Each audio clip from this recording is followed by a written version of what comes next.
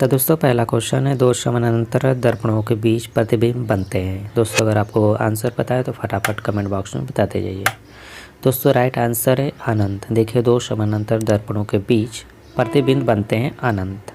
Next question है, जब कोई जहाज नदी में से समुद्र में प्रवेश करता है तो राइट आंसर है थोड़ा सा ऊपर उठ जाता है। Option A is the right answer.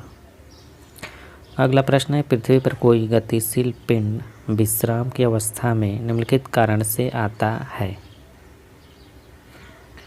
Right answer है घर्षण बल के कारण। देखिए, पृथ्वी पर कोई गतिशील पिंड विश्राम की अवस्था में तब आता है जब उस पर घर्षण बल लगता है। Right answer option B. अगला प्रश्न है, क्या कारण है कि गेंद किसी ऊंचे स्थान पर अधिक उछलती है। राइट आंसर है क्योंकि ऊंचे स्थानों पर गुरुत्वाकर्षण बल कम होता है। अगला प्रश्न है, मात्रा के साथ निम्नलिखित में से कौन सा भौतिक गुण प्रभावित नहीं होता है। राइट आंसर है घनत्व। देखिए, मात्रा के साथ डेंसिटी यानी कि घनत्व का कोई भी भौतिक गुण प्रभावित नहीं होता है। Right answer option D. Next question है, जब सूर्य की रोशनी किसी प्रिज्म में से होकर गुजरती है तो बताइए निम्नलिखित में से किस रंग का अपवर्तन सबसे अधिक होता है। दोस्तों राइट आंसर है नीला रंग का। देखिए, जब सूर्य की किरणें किसी प्रिज्म में से होकर गुजरती हैं तो नीले रंग का अपवर्तन सबसे अधिक होता है। अगला प्रश्न है, मैक नंबर संबंधित है।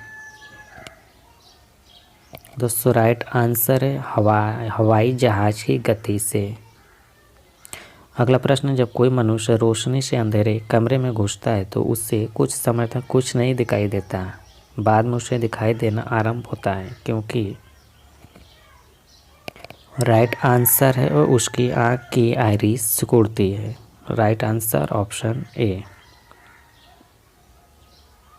अगला प्रश्न है, बिजली के हीटरों में नाइक्रोम का धातु का बल्ब प्रयोग में लाया जाता है क्योंकि राइट आंसर है उपयुक्त सभी कारणों से, यानी कि इसकी प्रतिरोधकता अधिक होती है, इसका गलनांक अधिक होता है, इसमें अधिक शक्तिशाली विद्युत धारा प्रवाहित की जा सकती है। Right answer option D, all of above.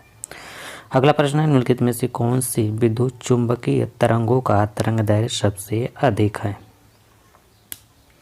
दोस्तों राइट आंसर है अवरक्त किरणें का। नेक्स्ट क्वेश्चन है, किस धातु का गलनांक सबसे अधिक है। राइट आंसर है टंगस्टन का। देखिए, टंगस्टन धातु का गलनांक सबसे अधिक है।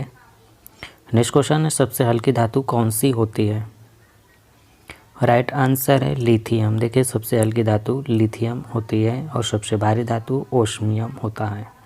अगला प्रश्न है, ध्वनि की गति सर्वाधिक होती है, किस में होती है। क्वेश्चन है, जब किसी धातु को गर्म किया जाता है तो उसका घनत्व राइट आंसर है कम हो जाता है। देखिए, जब किसी धातु को गर्म किया जाता है तो उसका घनत्व कम हो जाता है। अगला प्रश्न है, लाल रंग का गुलाब हरी रोशनी में कैसा दिखाई देता है। दोस्तों राइट आंसर है काला। देखिए, लाल रंग का गुलाब हरी रोशनी में दिखाई देगा काला। अगला प्रश्न है, दूध की शुद्धता किस यंत्र द्वारा मापी जाती है। राइट आंसर है लैक्टोमीटर द्वारा। देखिए, दूध की शुद्धता नापी जाती है लैक्टोमीटर द्वारा, याद रखिएगा। अगला प्रश्न है, डायनेमो का कार्य है।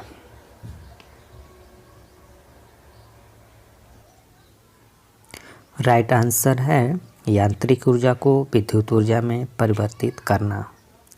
नेक्स्ट क्वेश्चन है, टेलीविज़न का आविष्कार किसने किया। दोस्तों राइट आंसर है जे.एल. बेयर्ड ने। देखिए, टेलीविज़न का आविष्कार किया था जे.एल. बेयर्ड ने। Option is the right answer.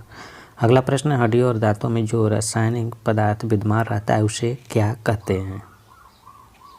Right answer है कैल्शियम फास्फेट। देखिए, हड्डियों और दांतों में जो रासायनिक पदार्थ विद्यमान रहते हैं उसे कहते हैं कैल्शियम फास्फेट। अगला प्रश्न है, लोहे के पाइप जिनसे पानी की सप्लाई की जाती है, जस्ते की परत इसलिए चढ़ाई जाती है कि जंग न लगे, इस परत चढ़ाने की प्रक्रिया को क्या कहते हैं। राइट आंसर है यशद लेपन। नेक्स्ट क्वेश्चन है, किस अम्ल का उपयोग निर्जलीकरण यानी डिहाइड्रेटिंग एजेंट के रूप में किया जाता है। राइट आंसर है सल्फ्यूरिक अम्ल का। अगला प्रश्न है विलय को विलयन से पृथक किया जा सकता है। दोस्तों राइट आंसर है वाष्पीकरण द्वारा। नेक्स्ट क्वेश्चन निम्नलिखित में से कौन सी गैस वायुमंडल में नहीं होती है। राइट आंसर है क्लोरीन नहीं होता है, जो कि नाइट्रोजन होता है, हीलियम और क्रिप्टॉन होता है। Option C is the right answer, chlorine वायुमंडल में नहीं होता है। नेक्स्ट क्वेश्चन है पोटेशियम फ्लोराइड को गर्म करने पर ऑक्सीजन गैस निकलती है। देखिए पोटेशियम। अगला प्रश्न है समुद्र के पानी से नमक निकालने के लिए निम्नलिखित में से कौन सी विधि अपनाई जाती है। राइट आंसर है वाष्पीकरण। देखिए समुद्र के पानी से नमक निकालने के लिए वाष्पीकरण की विधि अपनाई जाती है।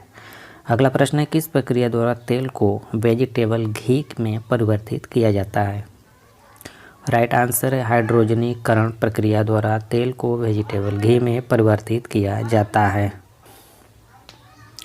अगला प्रश्न है सिरके की प्रकृति अम्लीय किसके कारण होती है। राइट आंसर है एसिटिक अम्ल के कारण। देखिए सिरके की प्रकृति अम्लीय होता है एसिटिक अम्ल के कारण। नेक्स्ट क्वेश्चन है पॉलीथीन का औद्योगिक उत्पादन किसके बहुलकीकरण द्वारा होता है। दोस्तों राइट आंसर है इथाइलिन के द्वारा। अगला प्रश्न है खनिजों एवं चट्टानों में कौन सा तत्व सबसे अधिक पाया जाता है। राइट आंसर है कार्बन। देखिए खनिजों एवं चट्टानों में सबसे अधिक तत्व पाया जाता है कार्बन। नेक्स्ट क्वेश्चन है सबसे अधिक यौगिक किस तत्व द्वारा हाइड्रोजन के साथ बनाए जाते हैं। दोस्तों राइट आंसर है कार्बन। देखिए कार्बन सबसे अधिक यौगिक तत्वों का जो कि हाइड्रोजन के साथ बनाए जाते हैं। अगला प्रश्न है गुब्बारों में हाइड्रोजन की अपेक्षा हीलियम भरना अधिक उपयोगी माना जाता है क्योंकि। राइट आंसर है यह हवा के साथ मिलकर विस्फोटक मिश्रण नहीं बनाती है। नेक्स्ट क्वेश्चन है कार्बनिक पदार्थों के सड़ने पर जो मार्स गैस उत्पन्न होती है और अधिकांश कोयला उत्पाद खाद्यान्नों में पाई जाती है उस गैस का नाम क्या है। राइट आंसर है मीथेन। देखिए कार्बनिक पदार्थों के सड़ने पर जो मार्स गैस उत्पन्न होती है और अधिकांश कोयला खाद्यान्नों में पाई जाती है उसे मीथेन गैस कहते हैं। अगला प्रश्न है बैटरी बनाने में किस अम्ल का उपयोग होता है। दोस्तों राइट आंसर है सल्फ्यूरिक अम्ल का। देखिए बैटरी बनाने में सल्फ्यूरिक अम्ल का उपयोग किया जाता है। अगला प्रश्न है किण्वन प्रक्रिया में निम्नलिखित में से किसका उत्पादन आवश्यक रूप से होता है। राइट आंसर है इथाइल अल्कोहल का। देखिए किण्वन प्रक्रिया में इथाइल अल्कोहल का उत्पादन आवश्यक रूप से होता है। नेक्स्ट क्वेश्चन है प्राकृतिक रबड़ को कठोर या उछालने योग्य बनाने के लिए किस पदार्थ को मिलाया जाता है। दोस्तों राइट आंसर है गंधक यानी सल्फर को। देखिए प्राकृतिक रबड़ को कठोर या उछालने योग्य बनाने के लिए उसमें मिलाया जाता है सल्फर। अगला प्रश्न है सोडियम को मिट्टी के तेल में क्यों रखा जाता है। राइट आंसर है हवा में इसका ऑक्सीकरण होने लगता है इसलिए सोडियम को मिट्टी के तेल में रखा जाता है। अगला प्रश्न है गन पाउडर मिश्रण होता है। राइट आंसर है सोरा गंधक और लकड़ी के कोयले का। अगला प्रश्न है किसी रासायनिक यौगिक की सबसे छोटी इकाई क्या होती है। राइट आंसर है अणु। देखिए किसी रासायनिक की सबसे छोटी इकाई होती है अणु। अगला प्रश्न है हाइपो जिसका प्रयोग फोटोग्राफी में होता है रासायनिक तौर पर कहलाता है। राइट आंसर है सोडियम थायोसल्फेट। नेक्स्ट क्वेश्चन है प्राकृतिक रूप से फलों को पकाने के लिए किस गैस का उपयोग किया जाता है। राइट आंसर है इथाइलिन का। अगला प्रश्न है तत्काल शक्ति के लिए खिलाड़ी किसका उपयोग करते हैं। राइट आंसर है सुक्रोज का। नेक्स्ट क्वेश्चन निम्नलिखित में से सबसे अधिक कोमल कौन सा है। दोस्तों राइट आंसर है हीरा। अगला प्रश्न है कण द्वारा चले मार्ग की प्रकृति निर्धारित होती है। राइट आंसर है उपयुक्त किसी से नहीं। नेक्स्ट क्वेश्चन है निम्न में से कौन सा असंरक्षित बल है। राइट आंसर है श्यानता का बल। नेक्स्ट क्वेश्चन, एटम बम की खोज किसने की थी? दोस्तों राइट आंसर है ऑटो हान ने। एटम बम की खोज किसने की थी? ऑटो हान ने। अगला प्रश्न है, वायुमंडलीय दाब नापने वाला यंत्र है? राइट आंसर है बैरोमीटर। नेक्स्ट क्वेश्चन है, टेलीविज़न का आविष्कार किसने किया था? राइट आंसर है J.L. बेयर्ड ने।